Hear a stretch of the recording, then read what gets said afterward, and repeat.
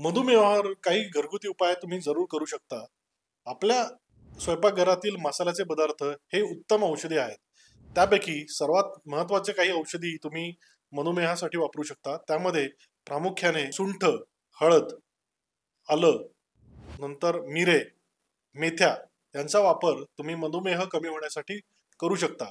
मेथी दाणे रात्री झोपताना तुम्ही पाण्यात भिजवून सकाळी अनुशापोटी घेतले, तर त्यांनी तुमचं इन्शुलिनचं सिक्रेशन सुधारायला आणि इन्शुलिन सेन्सिटिव्हिटी वाढायला मदत होते. त्याचप्रमाणे ते तुमचं एल-डी-एल कोलेस्ट्रॉल कमी करायला उपयोगी पडतं. हळद याच्यामध्ये खूप सुंदर कार्यकारी तत्व आहेत. हळद तुमच्या यकृताचं क्षेत्र सुधारते. त्याच्यामुळे पाचकस्राव चांगल्या प्रकारे निर्माण होतात, अन्नपचन सुधारतं आणि तुमच्या रक्तातील साखर नैसर्गिकरित्या कमी व्हायला मदत होऊ शकते.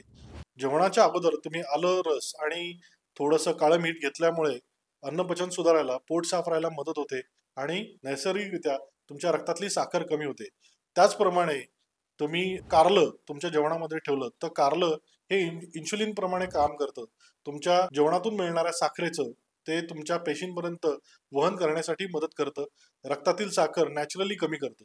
जांभूळ बी किंवा जांभळाचं चूर्ण हे अतिशय उत्तम मधुमेह नियंत्रण करण्यासाठी उपयोगी औषधी आहे. जांभळामुळे पॅनक्रियाचं काम सुधारतं आणि इन्शुलिन सिक्रेशन सुधारायला मदत होते. गुडमार नावाची वनस्पती चूर्ण तुम्हाला कोणत्याही आयुर्वेदिक औषधांच्या दुकानात मिळेल. गुडमारमुळे तुमच्या रक्तामध्ये ग्लुकोज ॲब्सॉर्प्शन कमी होतं आणि त्यामुळे रक्तातली साखर कमी व्हायला मदत होते. याला शुगर डिस्ट्रॉयर म्हणतात. ते रक्तातील साखर कमी करणारं आहे. त्याचप्रमाणे विजयसार चूर्ण तुम्हाला आयुर्वेदिक औषधांमध्ये च्या दुकानात मिळेल. ते तुम्ही विजयसार चूर्ण सकाळ संध्याकाळ पाण्याबरोबर घेतलं तर त्याने तुमची रक्तातली साखर कमी व्हायला मदत होते. जेवणापूर्वी आवळा चूर्ण आणि हळद चूर्ण समप्रमाणात सकाळ संध्याकाळ तुपाबरोबर किंवा कोमट पाण्याबरोबर घेतल्याने सुद्धा नैसर्गिकरित्या तुमची साखर कमी व्हायला मदत होऊ शकते.